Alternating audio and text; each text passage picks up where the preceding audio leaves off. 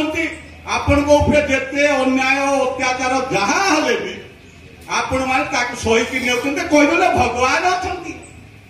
ଭାରତ ସ୍ୱାଧୀନତା 80 ବର୍ଷ ହବ ଆମକୁ ଆଜି ଯାଏ ଖାଇବାକୁ ମିଳୁନାହିଁ। ବାଟରେ ପିଲା ଜନ୍ମ କରି ପକାଉଛି ଆମ୍ବୁଲାନ୍ସ ନ ପାଇକି ମହିଳା ପୁରା ଭଗବାନ ଅଛନ୍ତି।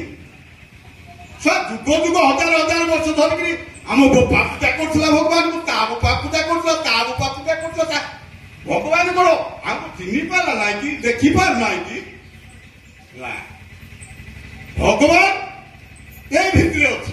ଆମ ମୁଣ୍ଡ ଭିତରେ ଯୋଉ ଅସଲ ରୋଗଟା ପୁରାଇ ଦିଆଯାଇଛି ସେ 5000 ବର୍ଷ ତଳୁ ଆମର ଧୈର୍ଯ୍ୟ ଆମର ସଂସ୍କୃତି ପରମ୍ପରାକୁ ଭିତ୍ତି କରିକିରି ସେଇ ବୁଦ୍ଧିଜୀବୀ ମାନେ ଯିଏ ଆଜି ଆମକୁ ଶାସନ କରୁଛନ୍ତି ଭାରତ ବର୍ଷରେ ଆମ ମୁଣ୍ଡରେ ପୁରାଇ ଦେଇଛନ୍ତି ଗୋଟେ ଭୂତ କଥା।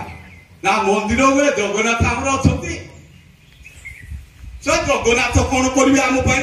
ସେ ତ ଗୋଟେ କାଠର ପିତୁଳା, ତା ଭିତରେ ଗୋଟେ ଧାତୁ ମୂର୍ତ୍ତିରେ ଥୁଆ ହେଇଛି। ସିଏ ଆମ ପାଇଁ କି ମଙ୍ଗଳ କରିବ? ଇଏ ଆମର ହନୁମାନ ଏଠି ଆପଣ ହନୁମାନ ସ୍ଥାପନା କରୁଛନ୍ତି। ଆଜି ହନୁମାନଙ୍କର ଜୟ ହେଉଛି। ହନୁମାନ ବିଷୟରେ କେହି ବି ଜାଣିନାହାନ୍ତି। ନା ହନୁମାନ ପୂଜା କରୁଛନ୍ତି। ହନୁମାନଙ୍କ ଲାଙ୍ଗୁଡ଼ ଥିଲା, ସେ ରାମ ସାଙ୍ଗରେ କେମିତି କଥା ହଉଥିଲା ଏଟା ଆପଣ ମାନେ ଜାଣିବା ଦରକାର।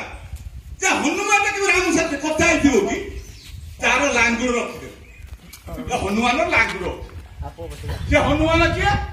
ନା ଆମର ପୂର୍ବଶୁରୀ ଆଦିବାସୀ